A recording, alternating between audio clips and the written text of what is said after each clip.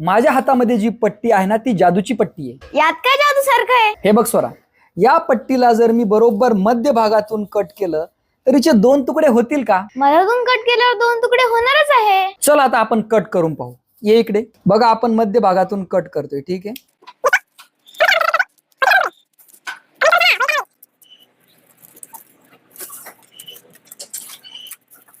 झाले का 2 तुकडे? नाही झाले। स्ट्रीप कट तर नाही झाली, पण त्यापासून एक मोठी पट्टी तयार झाली आहे का नाही, ही जादूची पट्टी। तर पहा ही पट्टी कशी बनवायची। बघा सिंपल, तुम्हाला एक साधी पट्टी घ्यायची, याच्या एका बाजूला एक ग्लू लावायचा आहे, लावला आणि त्यानंतर जोडताना थोडं लक्ष द्यायचंय। बघा हे असं न जोडता याला 180 डिग्री मध्ये असं रोटेट करायचं आणि त्यानंतर हे मागचा भाग याला जोडायचा आहे। समजलंय का? तर अशा पद्धतीनं ही जी स्ट्रीप तयार झाली हिला मोबियस स्ट्रीप असं म्हणतात। तुम्ही पण करून पहा आणि कमेंट मध्ये सांगा तुम्हाला कशी वाटली आहे का नाही जादू। भेटूया पुढच्या व्हिडिओमध्ये। जय हिंद, जय महाराष्ट्र।